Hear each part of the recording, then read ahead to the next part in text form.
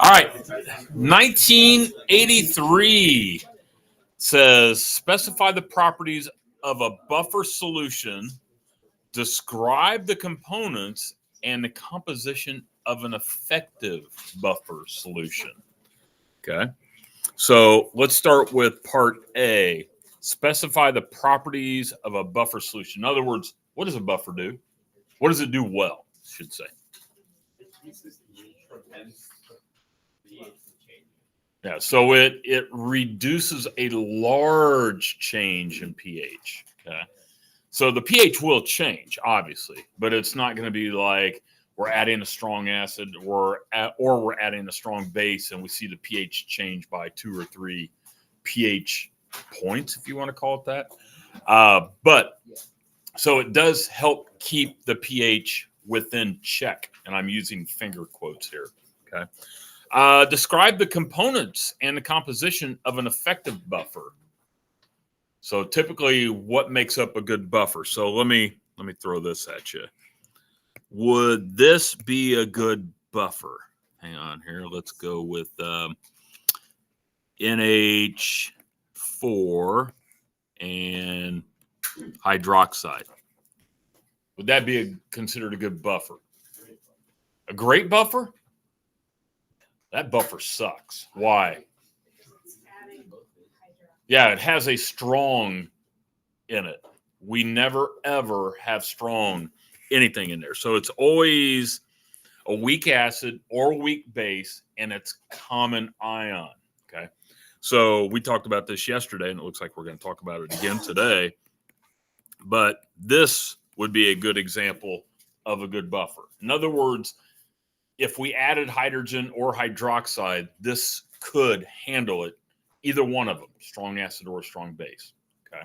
So never, ever, ever is a strong acid or a strong base part, and I say part of the buffer. Now, we'll add a strong acid or a strong base to a good buffer, but it's never like, oh, yeah, that's what we're using to determine a good buffer. Okay. All right. Fun. We love concepts. All right. Part B. Ooh, here we go. Says an employer is interviewing 4 applicants for a job as a laboratory technician and asks each how to prepare a buffer solution with a pH close to 9. Actually, should say 9.00, of course. Okay, this was back in 83. They didn't know much back then. So Archie A says he would mix acetic acid and sodium acetate solutions. Okay. Beulah said that she would mix ammonium chloride and hydrochloric solutions. Carla says she would mix ammonium chloride and ammonia solutions. Dexter says that he would mix ammonia and sodium hydroxide solutions. So let's ask, who's not getting a second interview? Do you even know what that means, getting a second interview? Yeah. Being asked back.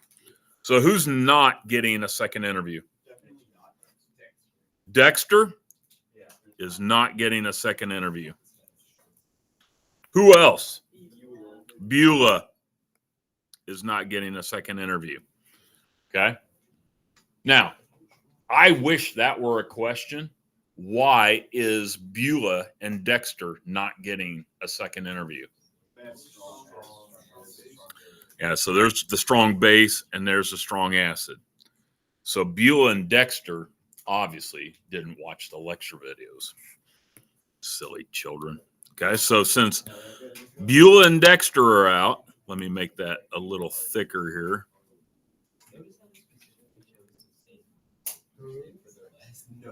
That's crazy, I know. All right, so since Archie and Carla made it back for a second interview, let's read the thing here. It says, which of these applicants has given an appropriate procedure? Explain your answer referring to the discussion in part A. Explain what is wrong with the erroneous procedure. So we have to talk about everybody here. So we already mentioned Beulah B and Dexter D. that they included a strong acid or a strong base in their buffer. So that you would definitely want to say. So if you saw this in the future, make sure you say why they weren't good. Okay. All right. So let's talk about Archie. Does Archie have a good buffer? Why?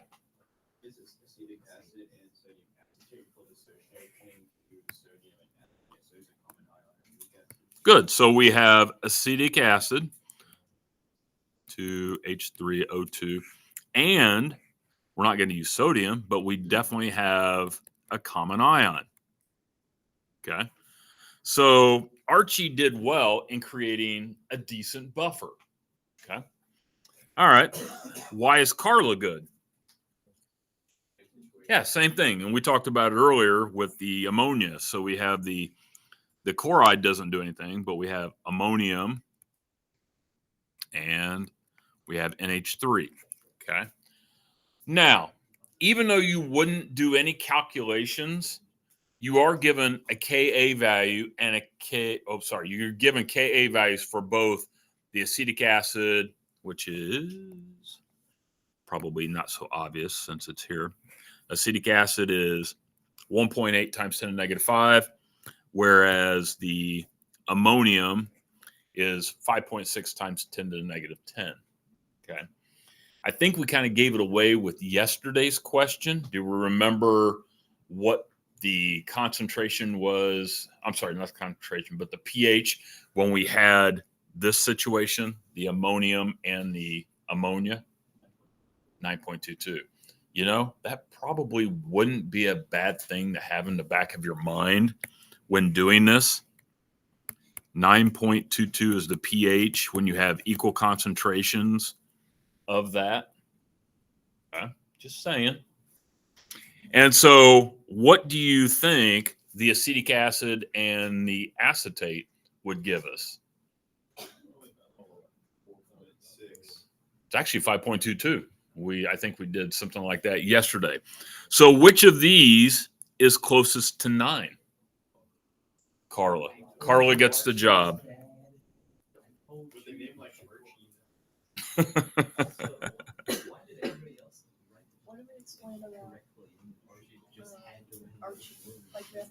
So Archie, if we were doing his, okay, so Archie has, remember that if we're doing the pH, and I'll just do it real quick here. You'll love this. The log of A minus, we're going to say we have equal concentrations. Real quickly, I know that you guys don't like using this equation, but if I had equal values here for the A minus and the HA, let's pretend it's like 0.25 and 0.25. What does 0.25 divided by 0.25 equal? What's the log of 1 equal to? 0. So really, the pH is equal to the pKa. So that gives you your pH value. So that's one nice thing that you have equal concentrations. We're going to talk about that in the next question. You can quickly find what the pH is. So if I take the negative log of 1.85, I thought it was 5.22. Somebody double check that. Maybe it's 4. Let's see. Negative log 1.8, negative 5. 4.75 or 4. Yeah. So that would be the pH for the acetic acid, as long as we had equal concentrations. Did it say? We're going to make sure. Okay, so here's the question. So Lily just asked, hang on. Lily just asked, how can we assume that they have equal concentrations? Honestly, we can't, but we want to make sure we have high enough concentrations to be able to absorb the acid or the base. So typically what we'll do is we'll try very hard to get similar concentrations. Don't have to. I mean, we've had a couple examples where we had one that was like 0.3 and the other was like 0.5 or something like that. Those are still big enough to have it work. But if you have control over it, get the concentrations to be the same. All right. Everybody good on that one? All right, now for the fun one. Here we have a titration curve, okay? Without really looking into the question very much, what are we starting with? A weak acid, a weak base, a strong acid, a strong base? Good. So you should recognize that. So there's a couple ways that you can identify that, okay? First one, I would hope, is that we're well above 2, but below 7. Also, where approximately is the pH for the equivalence point? This is kind of yeah, above 7. Let's say above 7. Okay, so 7's here, and man, they made it close enough. Oof. And so the equivalence point is somewhere where in that area where I circled.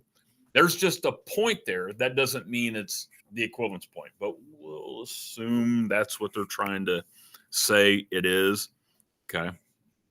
All right. But you should be able to recognize that we are starting with a weak acid. And what are we finishing with? What kind of base? How do you know it's a strong base? Because it says so right there. Okay. So the RTFQ isn't in effect here. You want to do that? No, it's not. Okay. All right. So here's our question. It says a 30 milliliter sample of a weak monoprotic acid. What's monoprotic mean again? There's only one hydrogen in that acid that's going to break off. So weak monoprotic acid was titrated with a standardized solution of NaOH. The pH meter was used to measure the pH after each increment of the NaOH was added, and the curve above was constructed. You'll get to do that here shortly. A says, explain how this curve could be used to determine the molarity of the acid. The molarity of the acid. Starting point? Starting point, you can find the molarity of the acid by making it nicer. Okay. Now, let me go back because I'm hearing that we can just check the pH at this point here. Is that what I'm hearing? Yeah. Okay. Now, what kind of acid are we working with here? Weak. Ooh, yes, weak. So if we're working with a weak acid, does that mean that we're getting all the hydrogen dissociated? So that would be a bad option. Don't use that one. Base? What? What do you mean? Go on. I'm curious where you're fishing. I'm curious where I'm going with this too. Yeah. But it's a strong base, so we know it fully dissociates. It fully dissociates at the equilibrium. It fully did it at the equilibrium point. Okay, well, hang on. Wait, I don't think. Do we know anything about the strong base other than okay? Do we know the molarity of the base? No. Okay. Yeah, go ahead, Ek. I was feeling less confident now. We do know one thing about the base. I was just looking at the pH, but I don't think that's right. It's not the pH. What was that, Sydney? Go on. What about the equivalence point? Oh, the volume. Ooh. Let's draw a line here. So we know that approximately is okay. 23. Yeah, that's kind of rough, but we'll say it's 23 milliliters. Okay, that's what we know. Okay, what else do we know about at the equivalence point, which we will assume is here?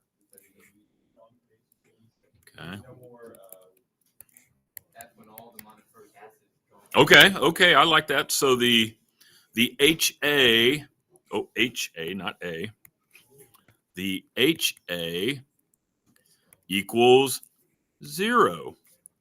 It's empty. It's gone. Okay. What else do we know at that equivalence point?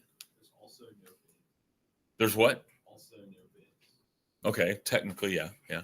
So at that point, after we've added the NaOH to the acid, it's nothing but technically the anion, and water. Well, wait, what? Oh, that might be something that's kind of important.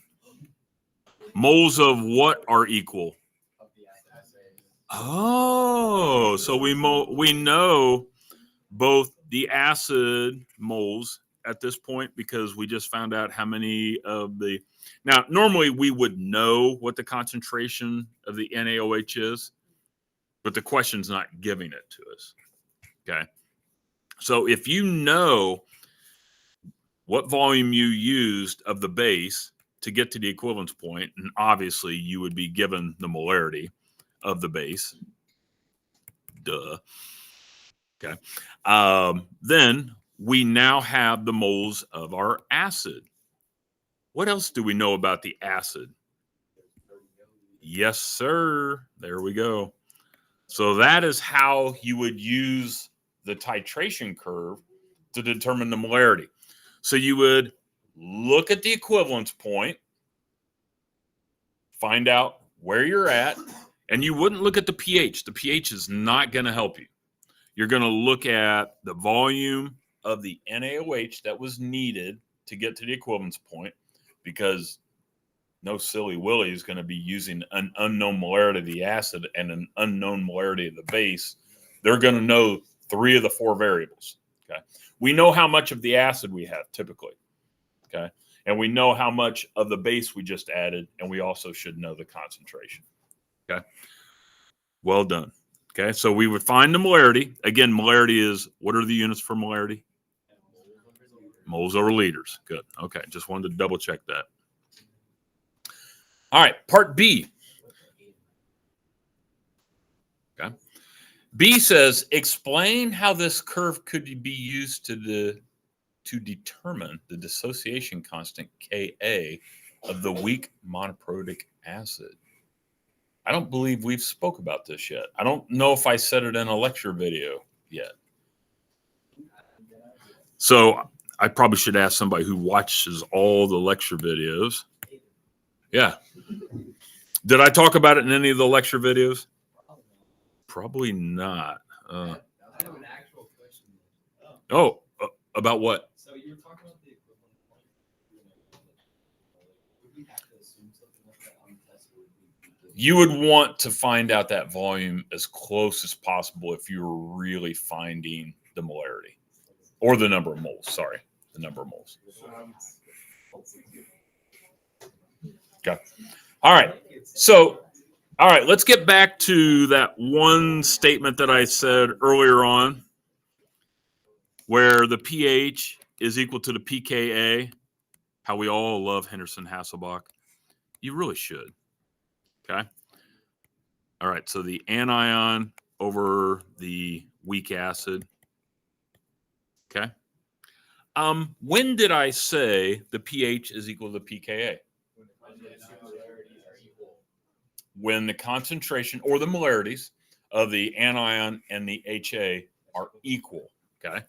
So there is one point on this titration curve where that occurs. Halfway. So we said that 23 was the equivalence point. Yeah. So where? Probably about like 11.5 would be correct, which is about right there-ish. So we call this the half equivalence point. I swear to God, that's a real thing. Okay. At the half equivalence point, the concentration of your anion is equal to the concentration of your weak acid. And think about this. Okay. We've added enough base to get us halfway to the equivalence point.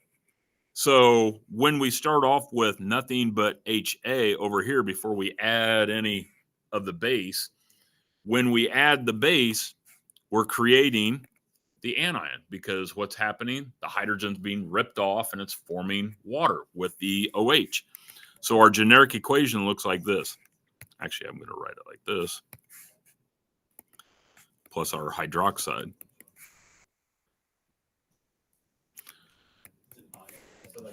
So what happens is the hydrogen jumps on there, and we're making water. That's what I want to write. Okay. So at the half equivalence point, these two are equal. So mathematically speaking, if these are equal, we'll say that it's 1, just to make life easy on ourselves. The log of 1 is equal to 0. Therefore, the pH is equal to pKa. And if I take the anti-log of the negative pH, that will give me my Ka at that point. Okay. College Board will expect you to know that. The half equivalence point is how you can determine. And I had a couple labs at Butler where we would find the Ka just by that. So we wouldn't know what acid we're using, and we'd do the titration, get to the equivalence point, and then back up halfway, find out what volume that was, find the pH, boom, got your Ka. Go to the table, find your acid, boom, got it. Fun. All right, part C.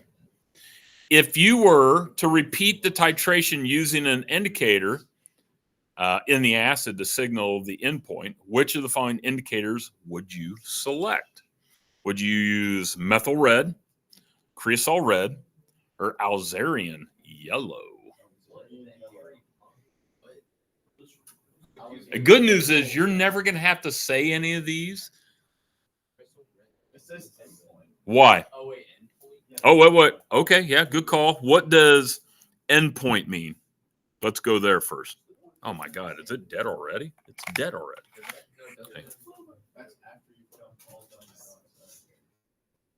Okay, we're going to clarify that statement.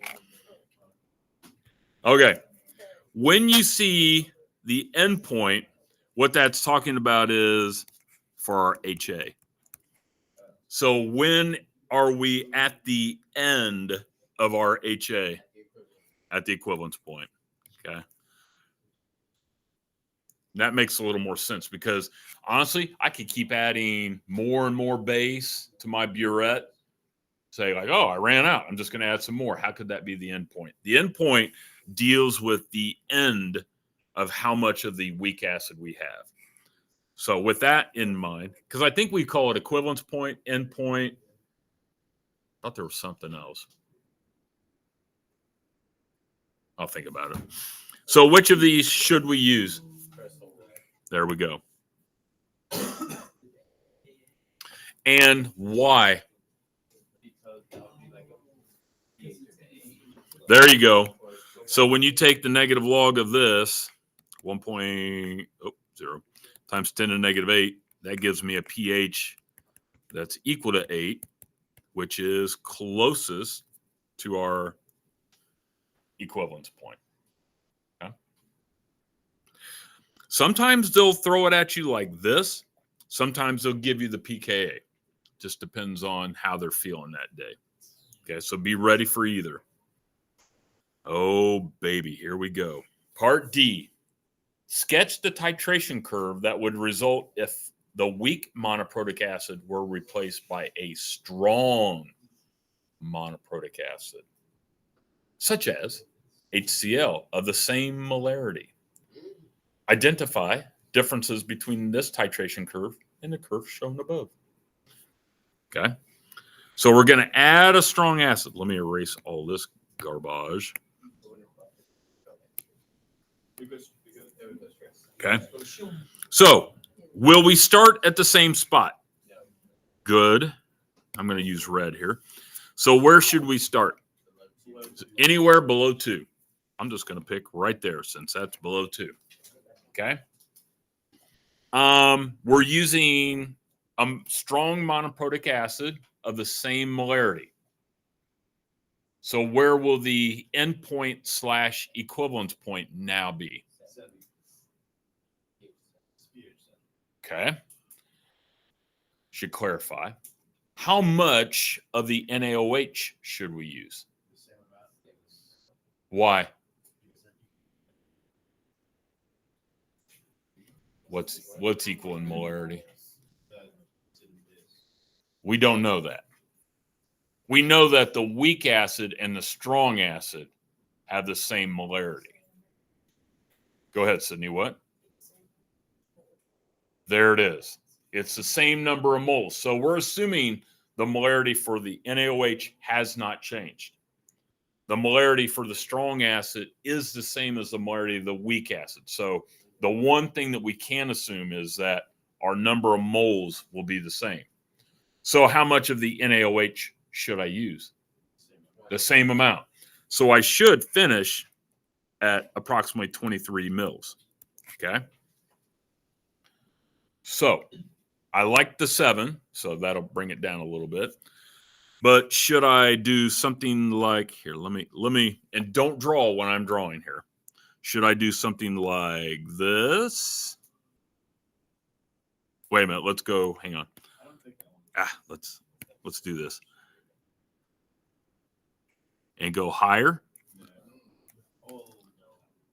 Wait. How many like that? I like that. Ooh, Noah. This curve sucks in more ways than you can imagine. Everything other than where it started and the equivalence point is wrong. Okay? Everything except for where it started and the equivalence point. So let's start from the end. Once we get to this point, we'll say at this point, somewhere along here, the equivalence point, how much of the acid do we have left over? Gone. So we're only adding more OH, right? Yeah. So will this finish differently? Will it finish like this? Will it finish like that? Or will it finish along the same quote unquote trajectory? The same trajectory, because after you have hit the equivalence point or the end point, all you're adding is OH. The acid is gone. Okay. So it should end the same way. So retracing and wherever it's going from there. Okay. All right. So I always like to start from the ending. Okay. The strong acid. Should we see an uptake like, oh, whoa, hello. Should we see an uptake in pH like with the weak acid? It should be really close to flat since it's strong. In other words, we haven't added, and when you guys do the titration, your experimental titration, I'm going to have you do a strong acid with a strong base. Many of you are going to add like 10, 20 milliliters and go, nothing's happening. Okay, good. That's what's supposed to be happening. So it should stay like relatively low. Now it'll go up a tiny, tiny bit, but once we hit that 23, now it takes off. Okay. Oop, that was bad ending. Let's try that again. Okay. So it's going to follow somewhere along there. And then this looks like it's close to 7. So it'll be really close to 7. It'll definitely be below what the weak acid is. But this is how your titration curve will look with a strong acid versus a weak acid. Okay, we're going to keep it relatively close to below 2 until we get to that where we exceed the buffer capacity and it now starts to take off. And when you guys are doing your titration, because I did this in baby chem, it was like all you had to do was screw up by 3 drops and it went from clear to what Lily's drinking, hold up your bottle there, to the hot pink, and it's like, oh, I was like, nope, that's too dark. You went too far.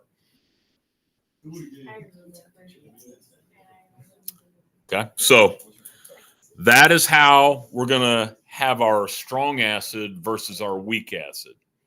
Okay, so keep those things in play there. So we did identify the difference between the curves, but a lot of really important things. Make sure that it finishes the same way. Once you hit the equivalence point, once you hit the end point, whatever you want to call it, whatever we're adding to our weak acid, weak base, or strong acid, strong base, it's gone.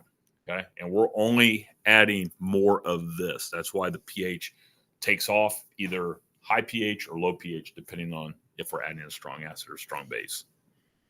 Okay. Questions on any of the things that we've talked about today? Okay.